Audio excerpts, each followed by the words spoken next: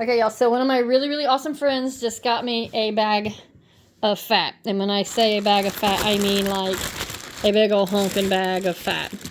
It came from a local butcher shop. And, you know, they throw it out if nobody wants it. So she works out deals with them and she gets it from them. Because, I mean, this is like white gold. So when you're thinking of fat, you're going to render it down into lard. Pigs equals lard.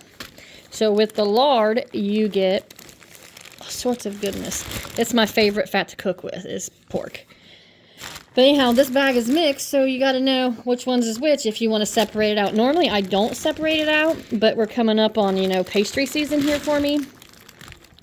And leaf fat, which is your kidney fat, which is the fat around your organs, is so much better for pastries, your crusts and stuff.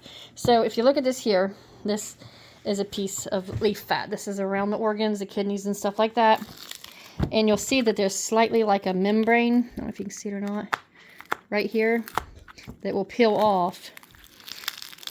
And that's around it. That's, protecting, keeping the fat from touching the organs and stuff like that.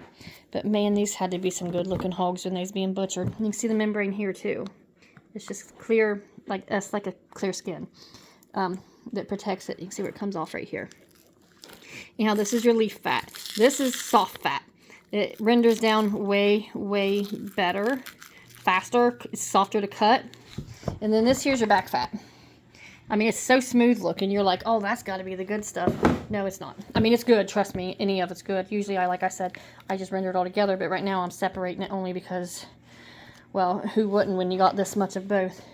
This is your back fat. This is going to be like what comes off when you cut the pig, skin it, and you start cutting off for the meats on the outside of all of the meat cuts. This is your back fat. This is great. I'm telling you, this makes the best fried taters, French fries, put it in your cabbage. I mean, this stuff makes everything fantastically. Leaf fat is your good pastry. It's going to be the real good white stuff that don't have much to it. I mean, look how easy this comes apart here. And, I mean, it just crumbles. It's so much softer here. This here piece is, well, I mean, it's still semi-frozen because I just picked it up this morning from her house. But, yeah, so, anyhow, I got it all rendering down in here. Well, let me show you. You can see here, I got it going 3 different ways of the techniques that you can use it in. Got it in a crock pot on low. This is back fat. You can see it there. It's the smooth looking stuff. It's real slow to melt for me right now. This is more back fat. It's on the stove top in a cast iron. And that's just kind of what it's looking like there. This is the fastest way to get it done. But, I'm just doing what I can. And it don't even really have a smell to it. So that's even better about it. And then down here, let me pull this oven out. Okay, now this is 2 different kinds of fat going. See the difference in them? Back fat, leaf fat. I mean, and they're both going in the oven. The oven's on 225, setting in the cast iron here. And I mean, look at this. If you cut it smaller, it renders better. But this here is your leaf fat that's rendering down. Oh, look at that. It's beautiful. You're like, whatever, weirdo. But, once you start cooking with lard, you don't want to use nothing store-bought. No Crisco. This is as natural as it gets. And it's so much better for you. Back in the invention of Crisco, they lied. It ain't like that at all. This is the best for you.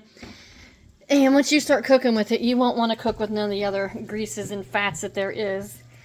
So, I just wanted to go over there. Go over it with you again on the fats again. Like I said, leaf fat, back fat. Same with beef.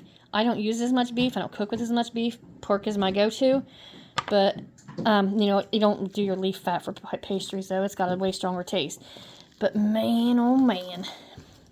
I'm super excited about this whole bag.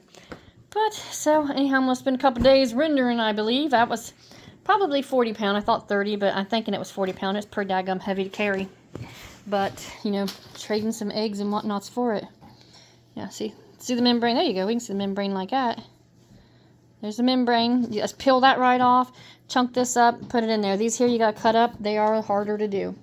But, and the leaf fat also, it's more wavy, leafy looking.